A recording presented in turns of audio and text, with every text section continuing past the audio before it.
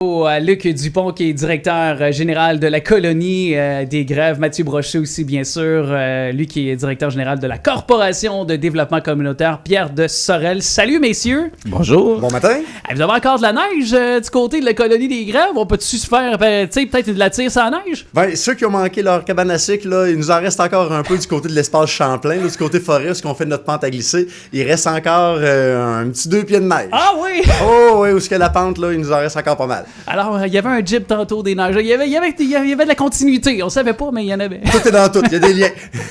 Hey, ça paraît peut-être un peu banal, mais récemment, je recevais Jessica de la colonie Sainte-Jeanne d'Arc. Puis, vous avez, tu sais, je veux dire, souvent, il y a des gens qui vont s'y méprendre entre les deux. Parce qu'en plus, vous êtes géographiquement voisins. Là. Nos entrées ont à peu près 500 mètres de distance l'une l'autre. Là. Donc, sa mère Victorin, là, il y a 3 lumières dans ce secteur-là. C'est où il y avait les 3 anciens camps. Il en reste 2 maintenant. Puis, ouais, nous, on est la première. Quand on part de Sorel, premier arrêt, c'est la colonie des grèves. La deuxième, c'est Sainte-Jeanne d'Arc. Puis la troisième aussi, là, mais ils ont peut-être moins d'activités là. Ouais. Puis justement, départageons ce que c'est parce que vous avez votre propre mission. Vous, c'est mixte, évidemment. Là, c'est mixte, c'est les jeunes de tout acabit socio-économique. C'est l'idée de leur offrir des espaces plein air. Puis la colonie Sainte-Jeanne d'Arc, c'est plutôt filles seulement. C'est que ça qu'ils font. Puis ouais, dans la dynamique aussi, là, nous, on fait beaucoup plus de locations. On essaie de s'ouvrir beaucoup au niveau de la communauté pour être capable de maintenir nos bâtiments. Là. Et là, vous avez des nouveaux services à la colonie des grèves. Parle-nous de ça. Ben, en réalité, c'est pas des nouveaux services, c'est dans la configuration de tout ça. On a nos camps encore durant l'été, camps de vacances durant la semaine, du dimanche au vendredi. Donc là, on restreint réellement la circulation sur nos terrains. Puis durant la fin de semaine, on a mis nos camps familiaux. Donc, on va ouvrir nos plateaux.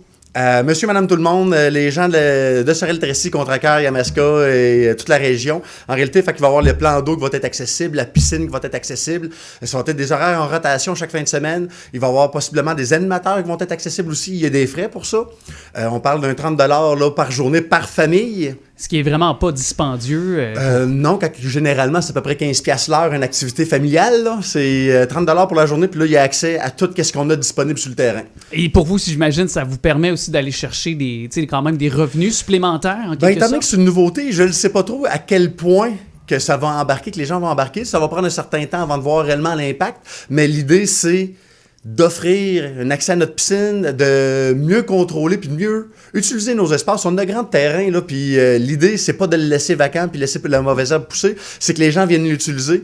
Puis quoi de mieux que nous autres qu'on cadre certaines activités pour inciter les gens à venir utiliser tout ça. Ça permet de faire connaître aussi la colonie, puis aussi en même temps, j'imagine, de peut-être les parents, s'ils sont venus fréquenter. Là. De nous mettre de l'avant, qu'ils comprennent mieux c'est quoi les enjeux, c'est quoi la réalité camp, puis qu'ils disent « Ah ben oui, finalement, l'année prochaine, notre jeune va venir faire une semaine de camp avec la colonie, ça serait super. » Et dis-moi, Luc, pour vous autres, est-ce que vous avez encore de l'espace pour les camps? Parce que tu sais que t'es un parent, t'es un papa, puis on se cherche tous des camps de jour, puis des fois, ça se remplit vite. Est-ce qu'il y a encore de la disponibilité pour nos jeunes? Au niveau camp de jour, il reste quelques disponibilités au niveau, je crois, des groupes. C'est pas moi qui fais le suivi des inscriptions. Au niveau des 7-8 ans, je crois, il nous reste quelques possibilités. Il y a des listes d'attente qui sont déjà parties pour les 9-12 ans, 5-6 ans. Donc, du moment qu'on va atteindre notre chiffre critique, souvent c'est 7.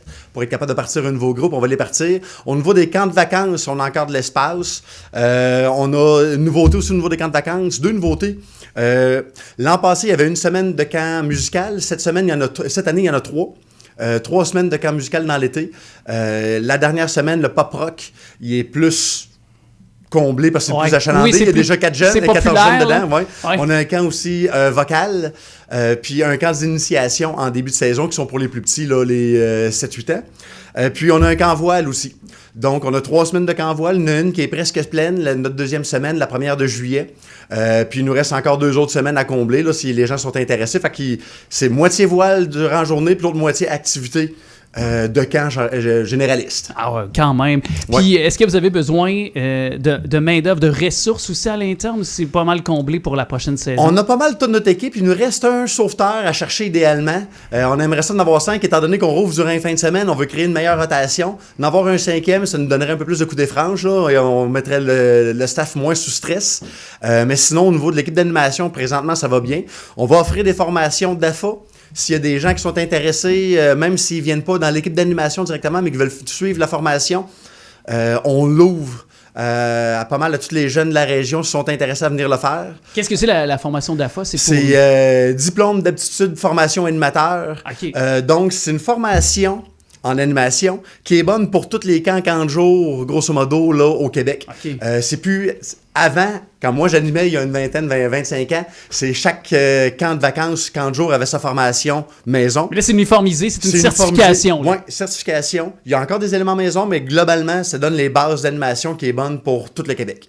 Alors, tout ce qu'on vient de jaser ensemble, Luc, évidemment, va se retrouver sur les plateformes de la CDC et la vôtre aussi, ultimement. Mais si on veut donner suite, est-ce qu'on peut aller voir quoi, votre site web? Site web, donner un coup de fil, envoyer un courriel, le info@commercial-colonnedegreffes.com. Le téléphone, c'est le 450-742-4767. Gênez-vous pas, vous arrêtez, venez jaser. Aussi, certainement. Oui. En plus, t'es bien blood. Ouais.